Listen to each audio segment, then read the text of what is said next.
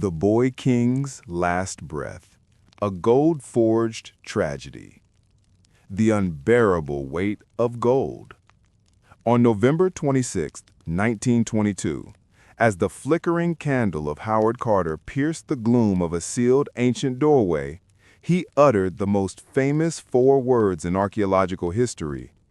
Yes, wonderful things.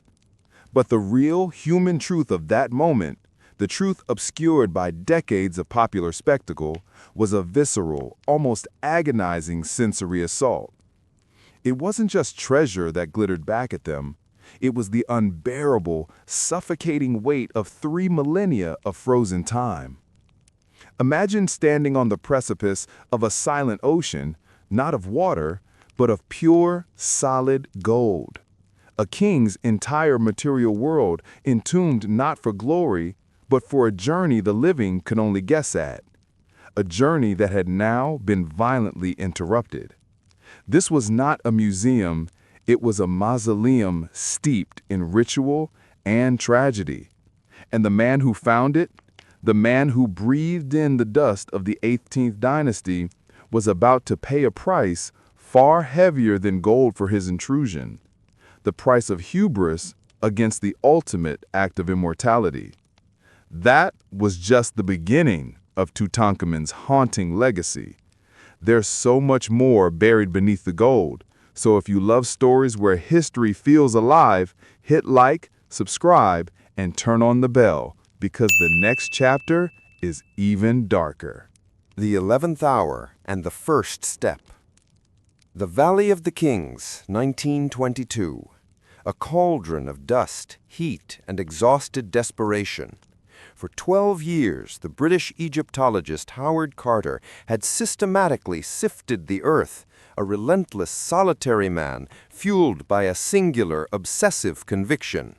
The tomb of the obscure boy pharaoh, Tutankhamun, lay hidden beneath the very path where tourists now trod. His patron, George Herbert, the 5th Earl of Carnarvon, a figure of cultured leisure, deep pockets, and failing health, had reached the end of his patience and his ledger. The war was over, but the money for this quixotic quest was running out. "One more season, Carter," Carnarvon had instructed, with a weary finality, "and that is absolutely the end." It was a final, terrible ultimatum. Failure would mean professional ruin, the ultimate confirmation that Carter was merely an obsessive eccentric. Carter returned to Luxor in late October 1922, a man working under the shadow of the guillotine. He chose an improbable, ignored patch of ground directly beneath the foundations of ancient workmen's huts, precisely where the debris from the neighboring tomb of Ramses VI had long been dumped. It was an area everyone else, including the formidable American excavator Theodore Davis, had dismissed as thoroughly worked out, a barren spot. On November 4, 1922, the sun beat down with its usual ancient malevolence. The Egyptian foreman, a man whose family had worked these same sands for generations, noticed a commotion. A young water boy, fetching a drink beneath the old rubble of the huts, had stumbled, not on a stone, but on cut bedrock. Shabana, a name never etched into the history books as prominently as Carter's, but whose hand touched the first tangible proof, cleared the debris. It was the top of a stone step, then another and another. Carter, called from his house, stared in a state of suspended animation. It was a staircase cut deep into the solid marl. He knew with a certainty that chilled him this was no ordinary burial shaft. Ordinary tombs were found. This one was hidden. By the next day they had cleared the debris. 12 steps led down to a doorway, plastered, sealed, and crucially bearing the undisturbed oval stamp of the royal necropolis, the jackal over the 9 captives, the seal of authority. But mixed in with the official seal were the clear, unmistakable impressions of another, different seal, the oval cartouche of Nebka-Perure, Tutankhamun. The heart of Howard Carter, a man defined by rigid control, must have hammered a rhythm 3,000 years too late. He worked for 2 more days, clearing the passage, until a second sealed door was revealed. This door, too, bore the king's name. The discovery was, in a word, unprecedented. It was at this moment that Carter did the unthinkable. He did not breach the seal. He stopped the entire excavation. He had promised Carnarvon the first glimpse, the shared moment of triumph. In the Valley of the Kings, where time was measured in millennia, 2 weeks was a negligible wait. Yet it was an agonizing deferral of fate. Carter dispatched the famous telegram to his patron, who was convalescing in England. It read with the laconic understatement of a man already overwhelmed. Have at last made wonderful discovery in valley. Stop. A magnificent, unmolested tomb. Stop. Am resealing until your arrival. Congratulations. The word unmolested was the thunderclap that would shake the world. The opening and the curse. Carnarvon, his daughter Evelyn Herbert, and a small entourage arrived in Luxor on November 23rd. The air was electric. Reporters, already gathering like vultures on the promise of Egyptian gold, were being held at bay. On November 26, 1922, the final epoch-making moment arrived. The workmen had cleared the second door. Carter, with Carnarvon and Evelyn at his shoulder, stood before the final solid barrier. With a trembling hand, he made a small breach at the upper left-hand corner of the plaster door. He inserted an iron rod, checking for an ear void, a final horrifying sign of ancient tunneling or robbery. The rod met no obstruction. The space was empty. He then used a chisel, a tool as old as civilization itself, to enlarge the aperture. As the ancient plaster crumbled, an almost palpable gust of fetid, stagnant air rushed past him. The scent was a bizarre cocktail of decay and perfume, the lingering, ethereal smell of myrrh, frankincense, and death. He brought a candle up to the opening, shielding the tiny flame from the rush of air. For a long, agonizing moment, he was silent. Carnarvon, consumed by impatience and the weight of his investment, finally spoke the words that history demanded. "Can you see anything?" He slowly withdrew the candle, his face pale, his eyes wide with a look that Evelyn later described as a mixture of awe and terror. His answer was the one now enshrined in legend. Yes, wonderful things. But what did he really see? Not simply gold. What he saw was the antechamber, a room crammed to impossible capacity. The candlelight refracting across a chaos of thousands of objects created an illusion of living, molten gold. There were gilded couches shaped like exotic beasts, a lion, a hippo, a cow. Glimmers of the great dismantled ceremonial chariots. Carved alabaster vessels of incredible delicacy, their sides almost translucent.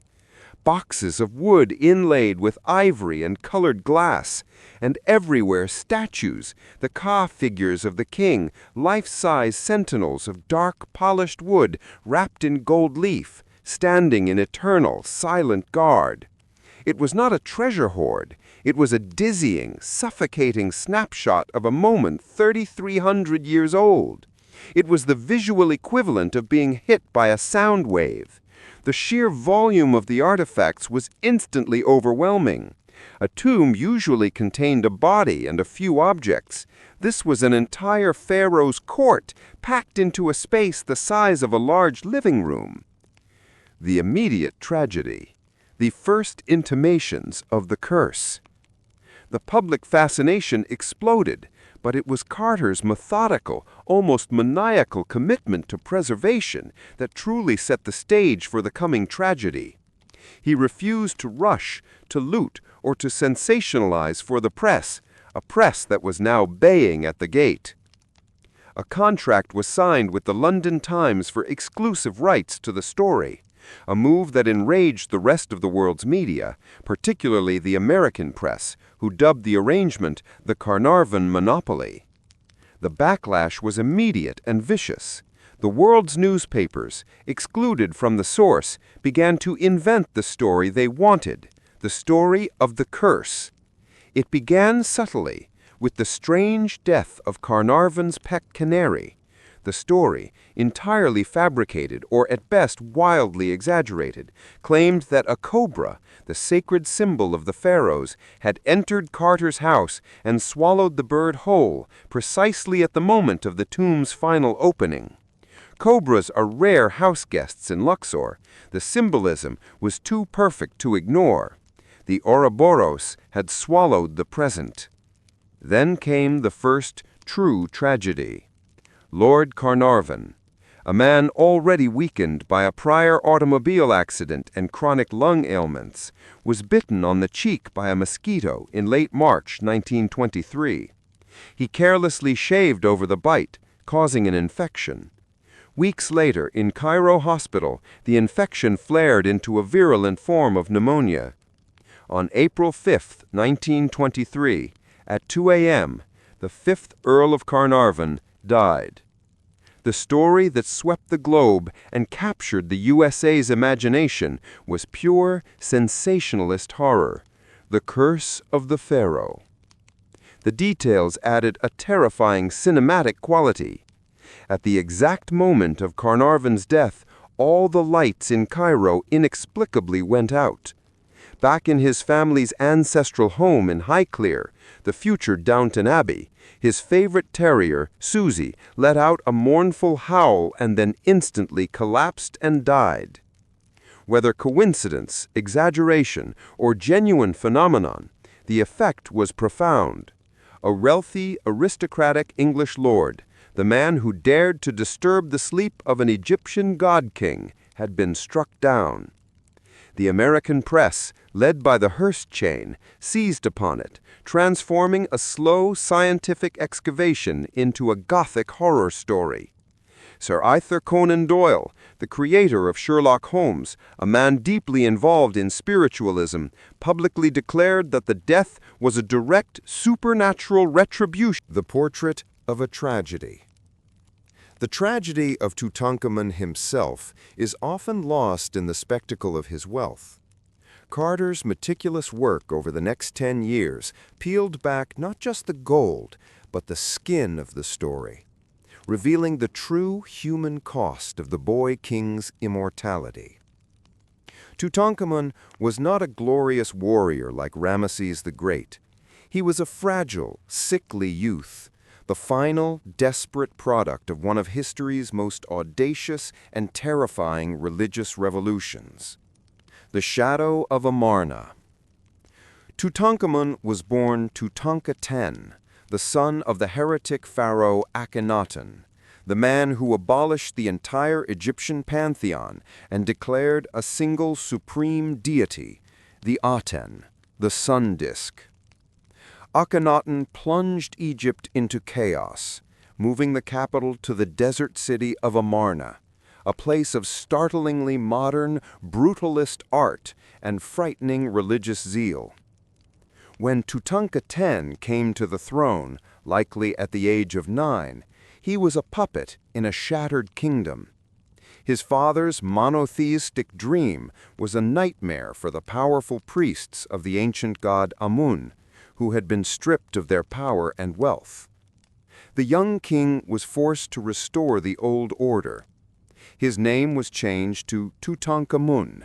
His father's monuments were defaced, and the court returned to Thebes. He was the king of restoration, a boy burdened with undoing his father's cataclysmic legacy. The boy king's frailty. Modern science, utilizing DNA and CT scans, has shown that King Tut was far from the idealized serene image of his golden mask. He was a figure of profound frailty. He suffered from a clubfoot, talipes equinovarus, and a degenerative bone condition, Kohler's disease too. The tomb held an astonishing 130 walking sticks, a poignant testament to a short life spent in persistent pain, struggling to stand and walk. The king of Egypt, reduced to a cripple. He was likely the product of incest, a custom practiced by Egyptian royalty to keep the bloodline pure, but one that led to his chronic ailments. DNA evidence suggests his parents were full siblings. His death, at the heartbreaking age of 18 or 19, was likely due to a combination of his weakened immune system, a severe leg fracture, perhaps from a chariot accident, and malaria. A young man, a pharaoh, dying of a common fever and a broken leg. The fragility of his divine rule was absolute. The haste and the immortality. Because of his sudden, premature death, his prepared tomb, a grand, sprawling royal structure, was not ready. This is the key to the discovery's uniqueness and its tragedy. He was interred with terrifying speed in a tiny, non-royal tomb, KV 62, likely intended for a minor court official. This forced his morticians to cram the entire treasury of a god-king into 4 small rooms. The haste of the burial is why the tomb was so spectacularly missed by all later plunderers. It was humble and was quickly buried under the debris of later, grander tombs. The treasures were not simply stuff, they were the tools of eternal life. The statues, the furniture, the food, the wine, the gold sandals, the linen garments, all were to allow the Ka, spirit, and the Ba, soul, of the king to rejoin his body and achieve the ultimate Egyptian dream, immortality. Carter, by shining his electric light into that darkness, had done the impossible. He had lifted the curtain on an act of failed, desperate, eternal preservation. He hadn't just found a tomb. He had ripped open the last, silent act of a boy's heartbreakingly short life. The bureaucratic siege and Carter's breakdown.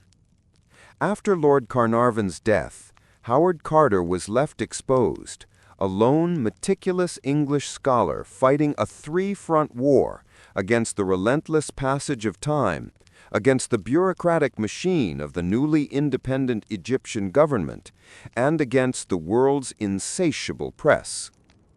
The battle for the tomb. Egypt, which had gained partial independence from Britain in 1922, saw the tomb as a potent symbol of its own national rebirth. The Egyptian government, viewing the Times exclusivity contract as a colonial relic and a national insult, began to impose increasingly restrictive demands on Carter. The most formidable opponent was Pierre Lacou, the Director General of the Antiquities Service, and later Ahmed Zaki Pasha, a highly educated nationalist Egyptian official. They demanded more access for the Egyptian press and insisted that the objects remain in Egypt.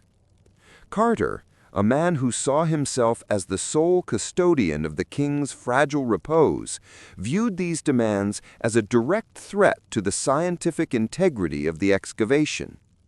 His temperament, already severe and obsessive, cracked under the strain.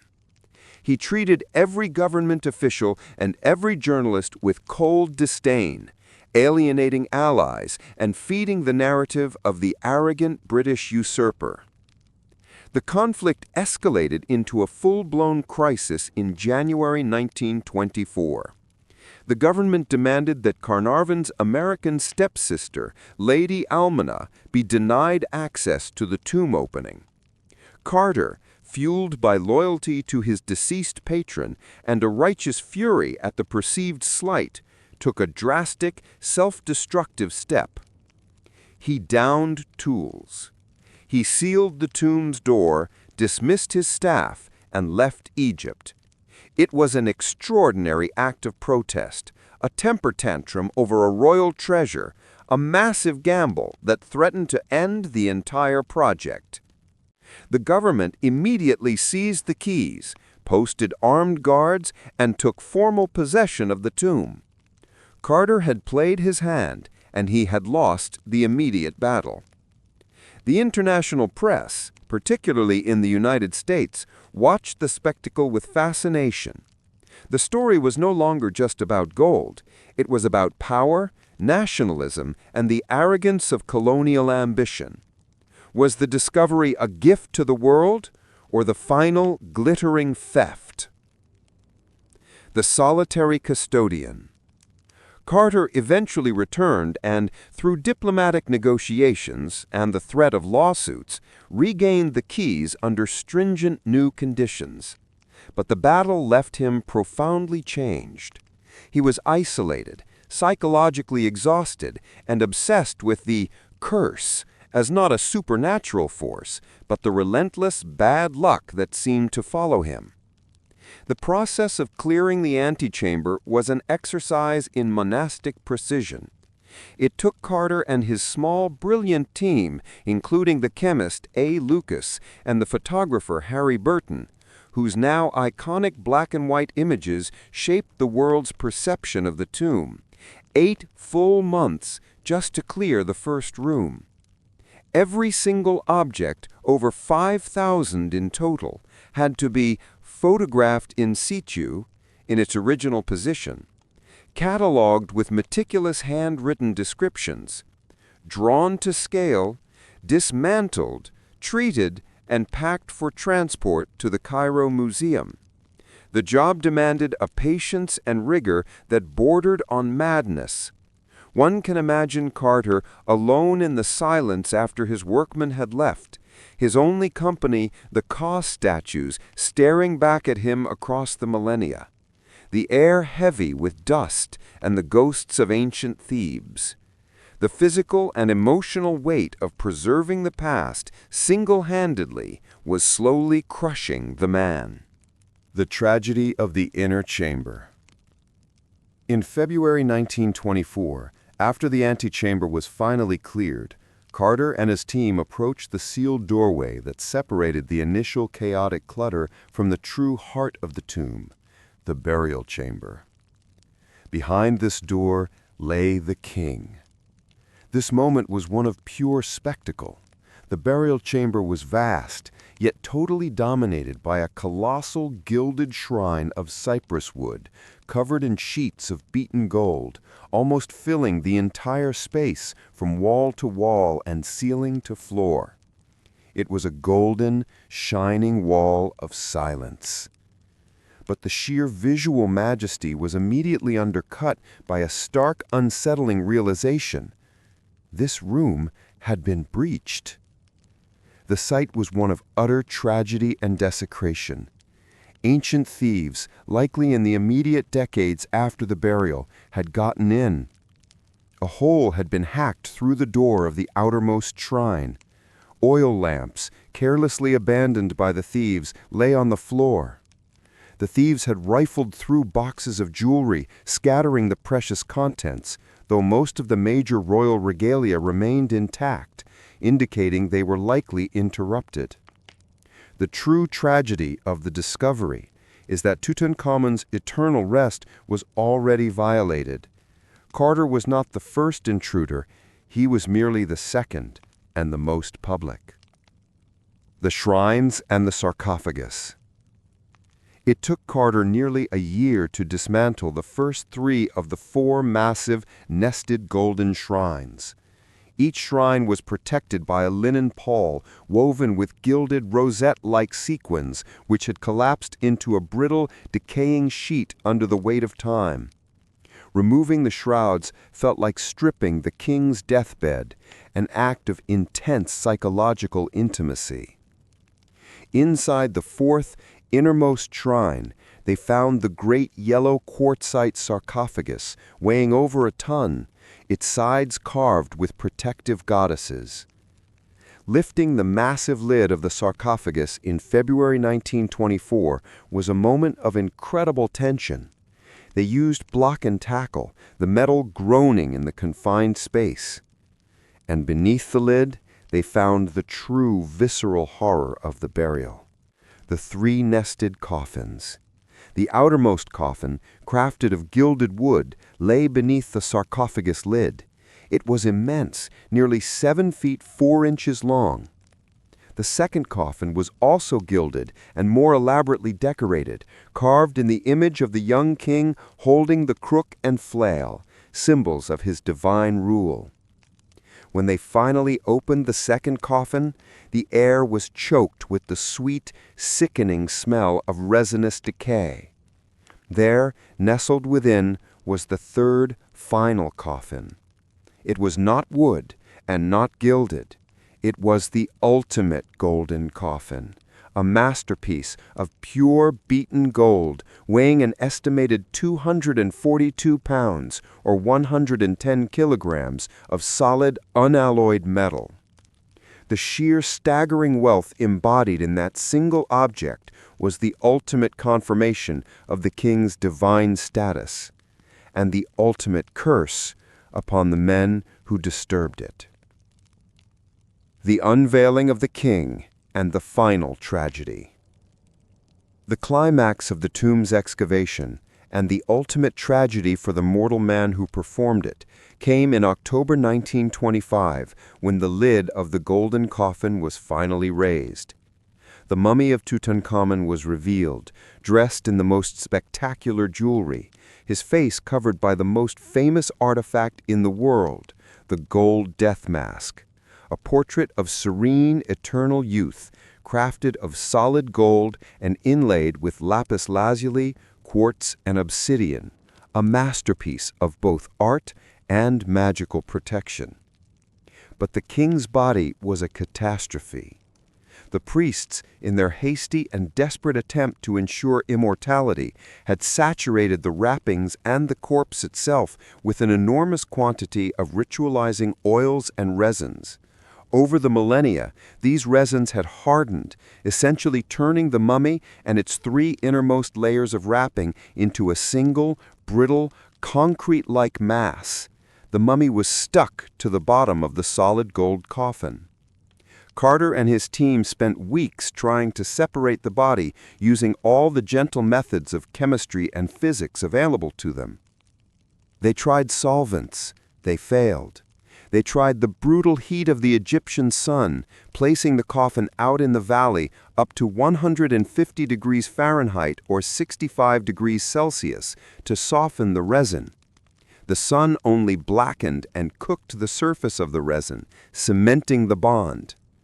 Carter, realizing the ultimate prize, the scientific examination of the king's body, was locked away by the king's own funerary magic, made a decision of terrible, irreversible consequence. He chose dissection. Using heated knives, he and the anatomist Douglas Derry were forced to cut the body into pieces to extract it from the coffin. They severed the body at the major joints, starting with the head and neck. The irony was absolute. The priests had done everything to ensure the king's body remained whole so his ka could return. Howard Carter, the great preserver, was forced to destroy the integrity of the thing he was trying to save. The unmaking of the king. Derry removed the gold mask and with it the head. The 143 pieces of magnificent jewelry found within the wrappings, the gold-sheathed daggers, the bracelets, the pectorals, the rings, had to be surgically pried off the body. The ritual gold sandals were removed from the king's damaged feet. When the autopsy was complete, Derry noted the heartbreaking details: the short height, around 5'6", the poor condition of the teeth, the club foot. The scientific data was recorded, but the act itself was an unforgivable desecration in the eyes of Egyptian belief. Finally, the dismembered body of the young pharaoh was placed into a tray of sand, and then inside a plain wooden box for transport. After 3,300 years, the king's body was rendered into a box of fragments. The final, ultimate tragedy. The discovery had been spectacular, but the long, drawn-out process of fame and tragedy had taken its toll on the people involved. Carnarvon, dead from infection, the first victim of the press-fueled curse. A. Lucas, chemist, died shortly after the major work was finished. Arthur Mace, assistant, died unexpectedly in 1928, citing general malaise. Lady Evelyn Herbert, Carnarvon's daughter, haunted by the experience, she later suffered from severe psychological distress and breakdowns throughout her life. George J. Gould, American financier who visited the tomb, died suddenly of pneumonia shortly after his visit. The curse list grew to over 20 names in the public eye. Howard Carter was the only one of the principal excavators to survive the decade of work, seemingly untouched by the supernatural. He lived until 1939. But his ending was the most devastating and profound tragedy of all. The man who had given his life to a forgotten king, who had revealed the greatest treasure of all time to the world, was professionally ruined. He failed to publish the complete, definitive scientific report on the tomb which he had promised. He died with the work unfinished, his masterpiece incomplete. Financially broken, he was constantly embroiled in lawsuits and disputes over copyrights and publishing rights, spending most of his profits on legal fees. Psychologically alone, he retreated into isolation, known for his irascible temper and inability to form lasting bonds. He never married.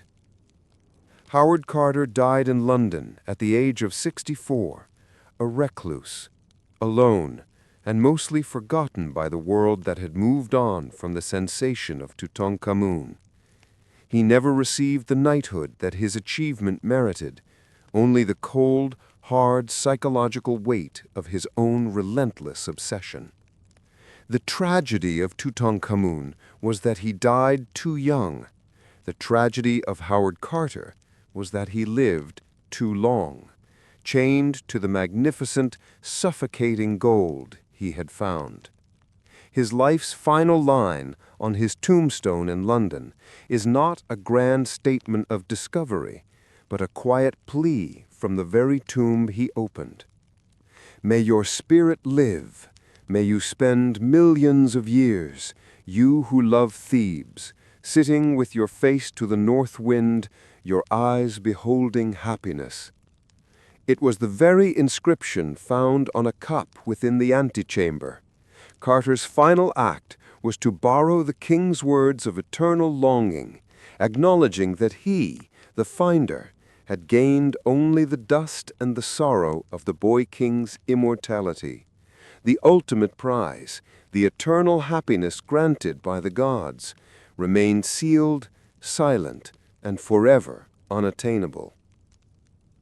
The objects of eternity, inventory of immortality. The sheer volume of the discovery, over 5,000 intact artifacts, made Tutankhamun's tomb a library of ancient Egyptian life and death. The treasure was not merely a display of wealth, but a meticulously curated collection of objects designed to ensure the king's passage through the Duat, the underworld, and secure his immortality. Carter's detailed cataloging reveals the true function and tragic context of the wonderful things. The golden throne, the weight of kingship. In the antechamber stood the single most beautiful object of furniture ever recovered from antiquity, the golden throne. It was crafted from gilded wood, but its true power lay in the scene depicted on its backrest. Here was the king, not as a god, but as a young, loving husband in a garden scene with his queen, Ankhesenamun. The sun disk of the Aten shines down upon them, a relic of the Amarna heresy, as the queen gently anoints her husband with perfume. This object is a portrait of profound human connection, a silent plea for love to endure into eternity. It is the counterpoint to the death mask, a fleeting glimpse of happiness for a king destined for a tragic early end. Its beauty only heightens the sadness. It is a throne built for two children to play at ruling, now trapped in a dusty mausoleum. The chariots, mobility for the afterlife. Against the walls of the antechamber, Carter found 6 chariots, all dismantled yet magnificently preserved. 4 were ceremonial, covered entirely in gold foil and glass inlay, showing scenes of the king vanquishing Asiatic and Nubian enemies, the propaganda of kingship. 2, however, were rougher, battered, and clearly used, the king's personal vehicles. These chariots confirmed the theory of the king's life. Despite his club foot and frail health, Tutankhamun was indeed an active man, attempting to live the life of a warrior king.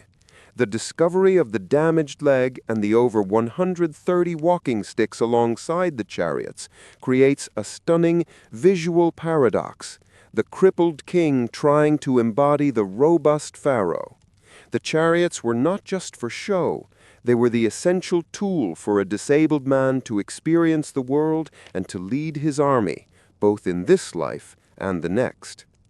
The daggers of 2 realms, iron and the cosmos. Among the most intimate treasures, tucked into the innermost wrappings of the mummy, were 2 daggers. The gold dagger, made of exquisitely worked gold, it was the traditional ceremonial weapon of a king. The iron dagger. This object was the true scientific wonder. At a time when iron smelting was practically unknown in Egypt, this blade, perfectly preserved, was crafted from meteoritic iron. It was literally forged from a metal that fell from the sky, a star dagger. The ancient Egyptians believed that iron came from the heavens, calling it Bia Empet, or iron from the sky. This dagger, nestled at the king's side, was the ultimate tool of immortality, a weapon of cosmic provenance to defend him against the demons of the underworld. The contrast speaks volumes. One dagger made of the earth's most precious metal, gold, the other of the heaven's most mysterious, iron. The king was literally equipped for both mortal and immortal warfare. The Shabti army, the curse of endless service. In the treasury room, guarded by the stunning figure of Anubis on a gilded shrine, were serried ranks of carved wooden figures, the Shabti or Ushabti. Over 400 of these servant figures were found. Their purpose was simple.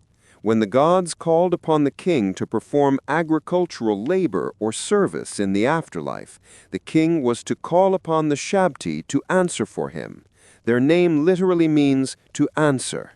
The tragedy of the Shabti was that they became a terrifying visual symbol of the curse, not of death, but of endless, unremitting toil.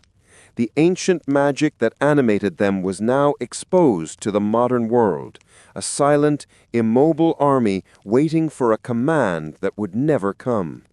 They represent the ultimate Egyptian horror, that even in eternity, labor cannot be escaped. The unfinished objects, the stop motion of time.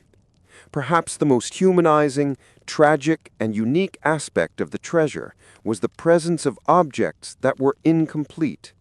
In the annex, the small final room, Carter found tools, linen bags, baskets, and even pieces of furniture that were clearly in the process of being assembled or prepared when the king suddenly died. This broke all canonical rules of Egyptian burial. It proved definitively that the tomb was a scene of frantic, desperate haste. The court of Thebes, stunned by the boy king's abrupt passing, had grabbed whatever could be immediately bundled up, finished or unfinished, and crammed it into the tiny chamber. When Carter's team finally finished cataloging the 17 sealed boxes of food and wine, preserved duck, beef, loaves of bread, and dozens of the finest vintage. It wasn't just archaeology. It was an act of profound, silent witness to a family's final, sorrowful provisioning for their lost son's eternal trip. The food was there, but the journey was over before it began. The legacy and the enduring American fascination. The discovery of Tutankhamun's tomb changed archaeology forever, transforming it from a hobby for the wealthy into a global scientific endeavor. But for the USA audience, the enduring legacy was something far more dramatic, the birth of Egyptomania 2.0. The Flapper Pharaoh and the Jazz Age. The discovery perfectly intersected with the Roaring Twenties in America. The news of endless gold and a fatal curse arrived amidst the cultural explosion of jazz, Art Deco, and the Flapper movement. Design and Art Deco. The geometric, stylized art of the Amarna period, particularly the angular, stylized jewelry, directly influenced the rising Art Deco movement. Tutankhamun's burial mask and the shape of his ornaments appeared on everything from skyscrapers like the Chrysler Building to women's compacts and jewelry. Hollywood and horror. The curse story provided endless fodder for early Hollywood. The 1932 film The Mummy, starring Boris Karloff, cemented the popular image of the terrifying, resurrected pharaoh, a narrative that persists today. The American fascination was not just with the artifacts, but with the danger associated with them. The tomb allowed ordinary Americans to connect their mundane lives with the ultimate fantasy, forbidden wealth, ancient magic, and fatal tragedy. The curse's final toll, the enduring psychological immortality. The curse did not end with the last burial. It achieved its final, terrifying form, psychological immortality. By 1930, when the tomb was finally cleared, the world had exhausted the subject. Carter retreated, and the artifact disappeared into the storage rooms of the Cairo Museum. The true tragedy is that the boy king was destined for a glorious, eternal silence, but was instead dragged into the clamor of the modern, noisy, temporary world. His body was dismembered, his treasures scrutinized, and his name sensationalized.